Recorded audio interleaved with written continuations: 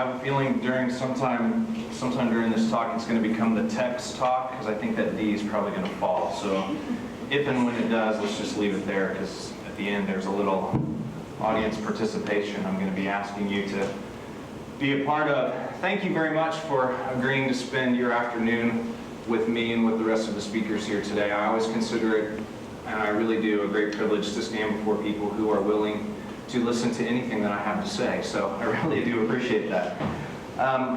Our focus of our talk today, our theme, if you will, does anybody know what it's called? What's our theme for the day?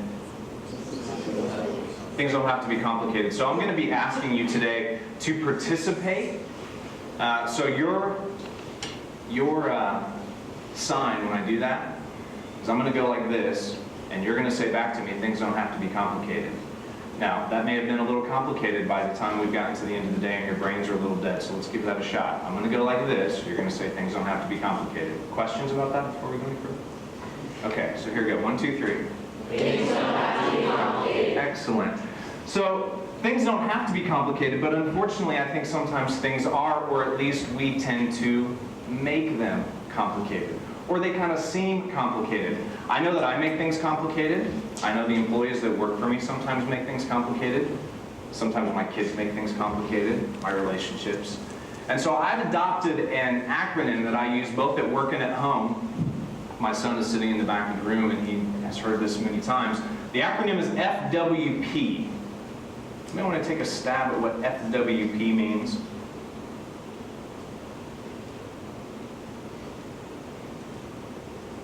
So FWP stands for First World Problems.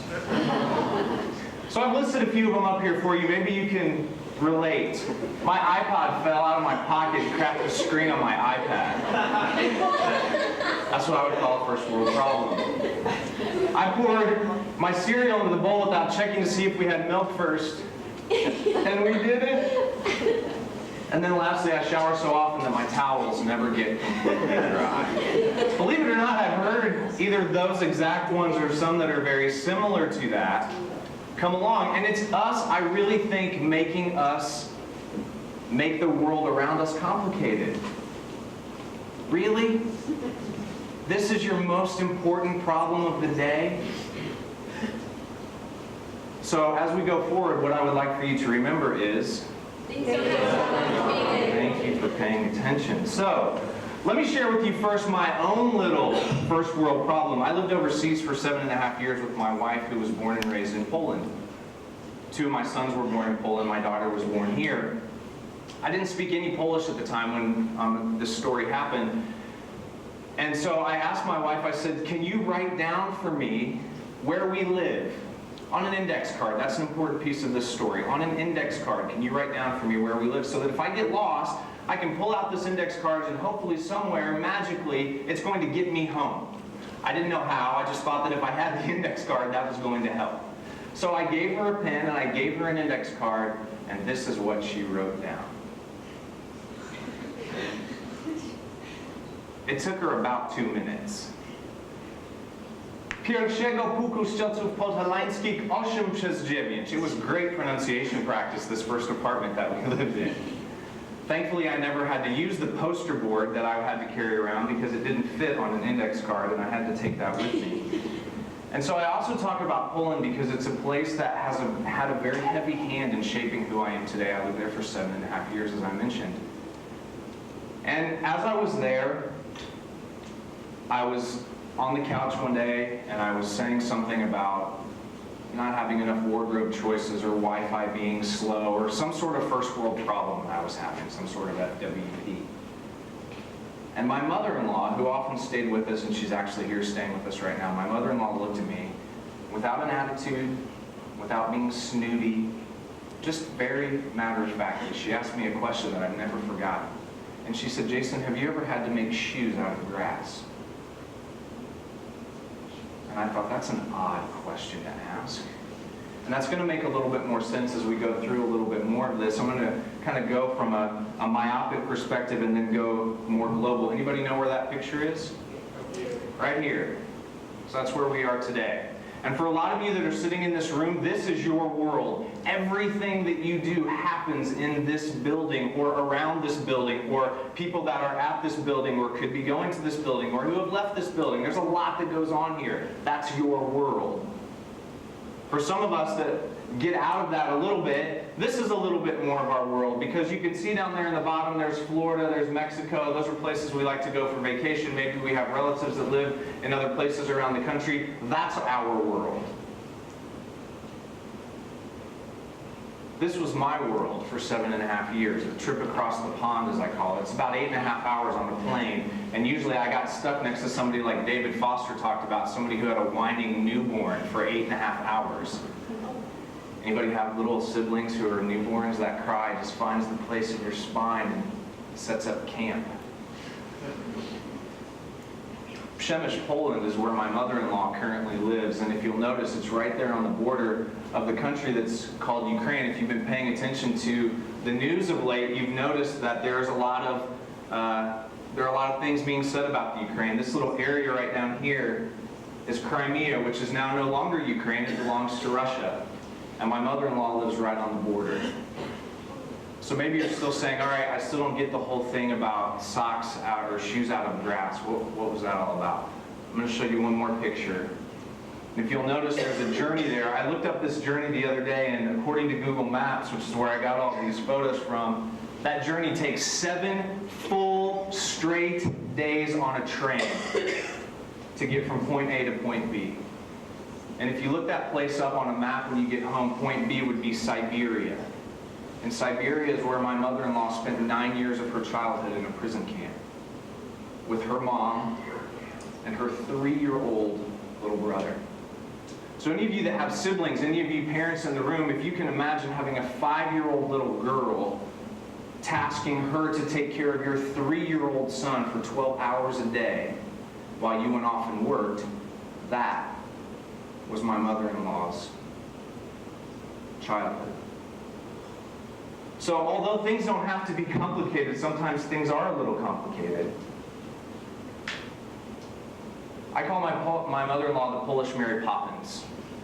She cooks, she cleans, she makes amazing food. I have to make sure that I run when she's in town because I gain weight very quickly and she likes to pile it on. And she also reads stories to my kids in Polish for hours on end. She is an amazing woman. And if you looked at her and she told you the story of her life, you would go, oh my gosh, that sounds really complicated. And before I go any further, what I'd like to share with you a little bit is a little bit more of what I really believe. She's never said this to me, but I really believe that this was part of why she is the way that she is. If you ever met her, you would never know that she's lived this life. She's one of the most genuinely joyful people I have ever met. She doesn't make life complicated. And so what I'd like to do today is share with you 3 questions that I would like for you to remember. I'm going to ask you to repeat them. Write them down if you'd like to. But I think that when things start to get complicated, if we remember these questions, they become a lot less complicated. So the first one, where are you now? Right now we're in Carmel High School in Carmel, Indiana. And that's the physical location. But where are you now? Where are you today? What is your state of mind? Are you happy? Are you depressed?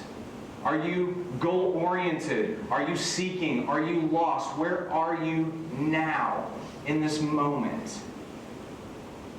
And then the next question that comes after that is, where do you want to be? Okay, I find myself here today. I want to be here.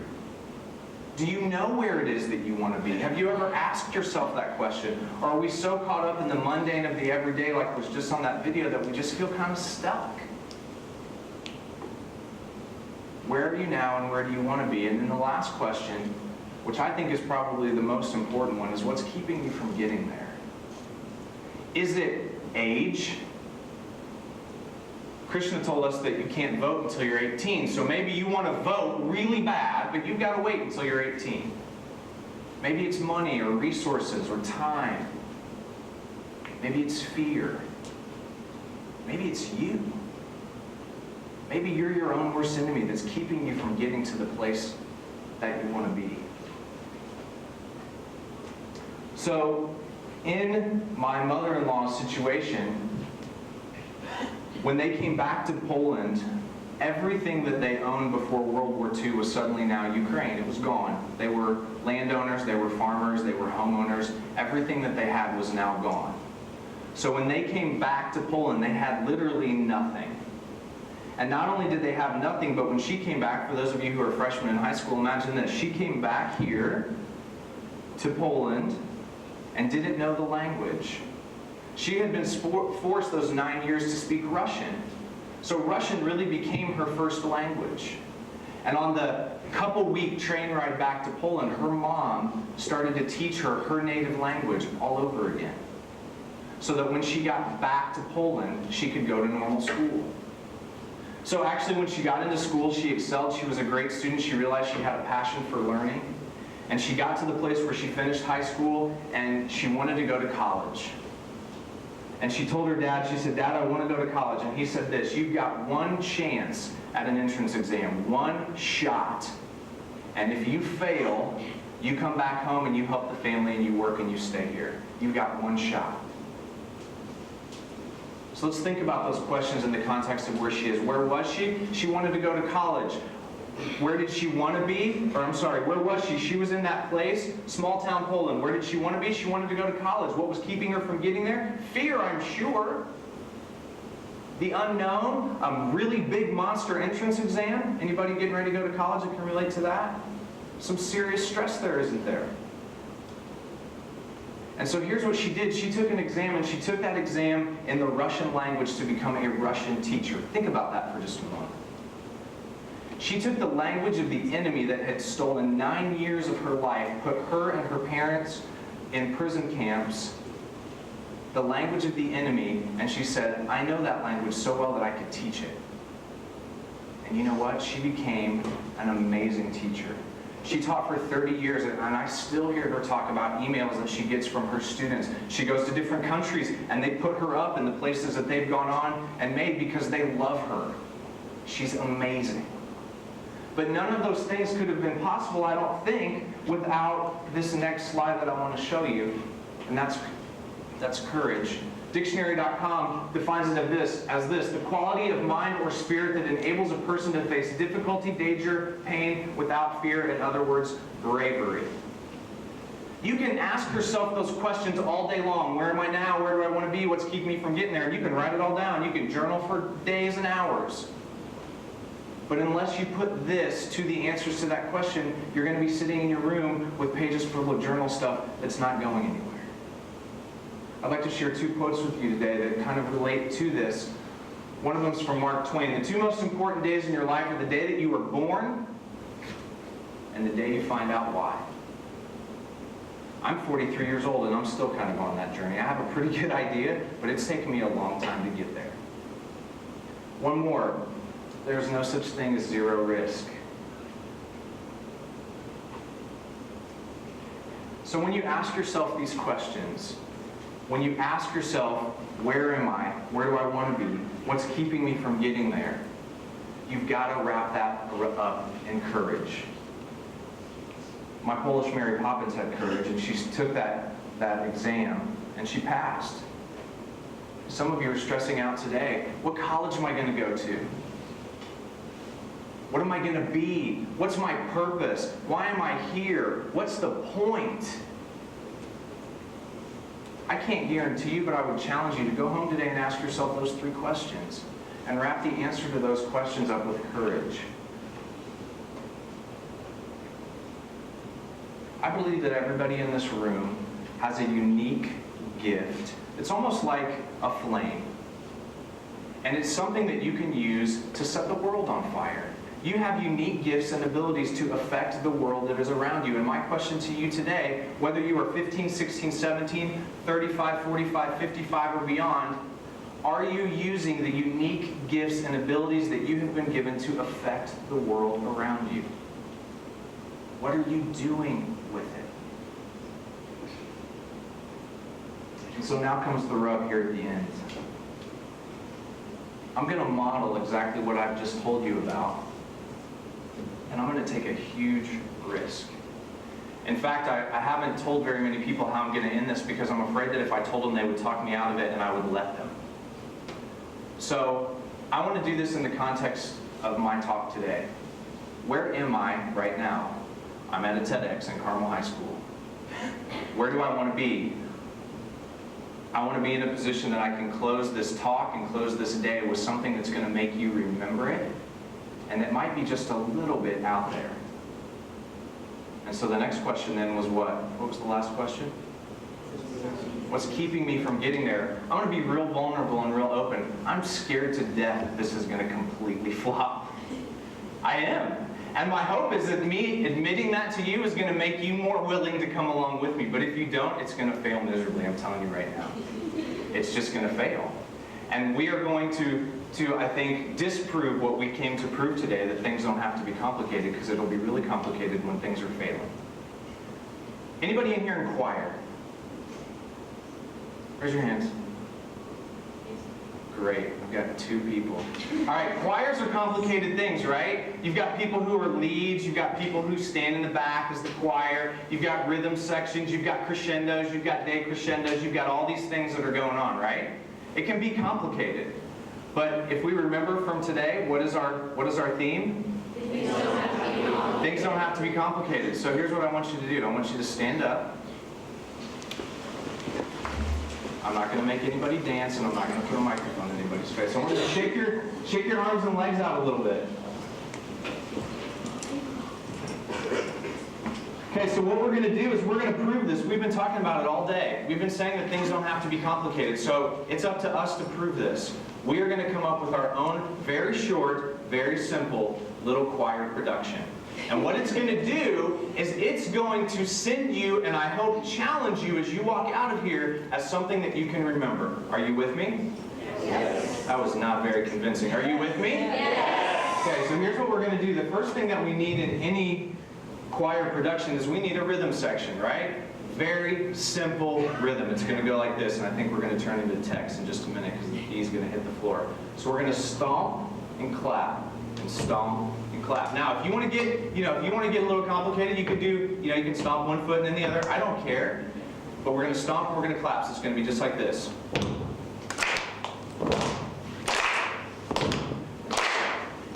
Okay, so that's our rhythm. We're going to keep that going. Now, you all get to be the backup singers. And the cool thing is, you don't even have to come up with the words. Because it goes like this. Ready? Hey, na na na na na na. Hey, na na na na na na. All right, keep the rhythm going. Now, so the next, keep that going because I got to show you on the. There's the verse. So it goes like this. Hold out your candle for all to see. Take your candle, go light your world. Take your candle, go light your world. Hey, na na na na na na na. Hey, na na na na na na na. Hey, na na na na na na. Say it out. Hey, na na na na na na na. Hey, na na na na na na na. All right, here comes the first. Sing it with me if you want. Hold out your candle for all to see. Take your candle, go light your world.